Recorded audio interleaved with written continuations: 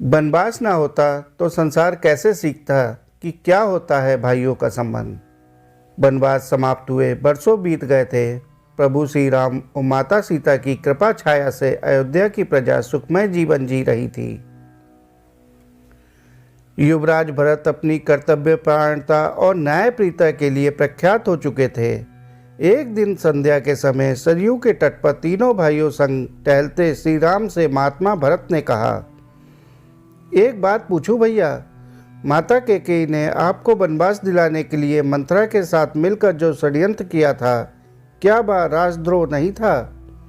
उनके षड्यंत्र के कारण एक और राज्य के भावी महाराज और महारानी को 14 वर्ष का वनवास झेलना पड़ा, तो दूसरी ओर पिता महाराज की दुखद मृत्यु हुई। ऐसे षड्यंत्र के लिए सामान्य नियमों के अनुसार तो मृत्युदंड दिया जाता है, फिर आपने माता कैकेयी को दंड क्यों नहीं दिया?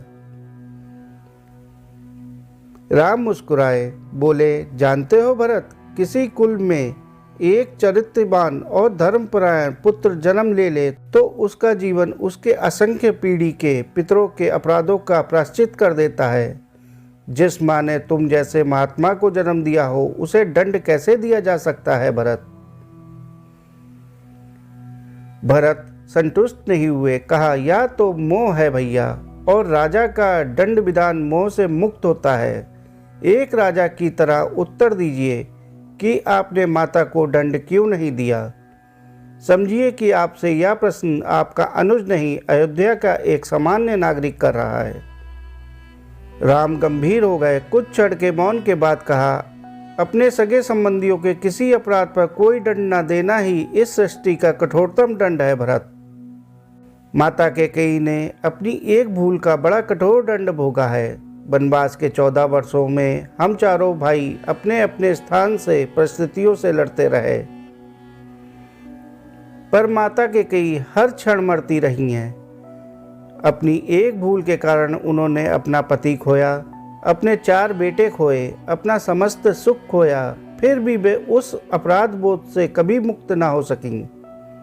वनवास समाप्त हो गया तो परिवार के शेष सदस्य प्रसन्न और सुखी हो गए, पर वे कभी प्रसन्न ना हो सकी। कोई राजा किसी स्त्री को इससे कठोर दंड क्या दे सकता है?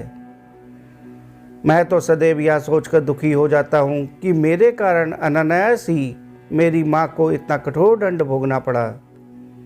राम के नेत्रों में जल उतर आया था और भरत आदि भाई मौन हो गए थे। राम ने फिर कहा, और उनकी भूल को अपराध समझना ही क्यों भरत? यदि मेरा वनवास न हुआ होता तो संसार भरत और लक्ष्मण जैसे भाइयों के अतुल्य भ्रातृ प्रेम को कैसे देख पाता? मैंने तो केवल अपने माता पिता की आज्ञा का पालन मात्र किया था, पर तुम दोनों ने तो मेरे स्नेह में 14 वर्ष का वनवास भोगा। वनवास ना होता तो यह संसार सीखता कैसे कि भाइयों का संबंध होता कैसा है? भरत के प्रश्न मौन हो गए थे। वे अनायास ही बड़े भाई से लिपट गए। साथियों, आपको यह प्रसंग कैसा लगा कमेंट करके बताएं। प्रसंग पसंद आया हो तो प्रसंग को लाइक और इसी प्रकार के प्रसंग और कहानियों के लिए चैनल को सब्सक्राइब कर लें।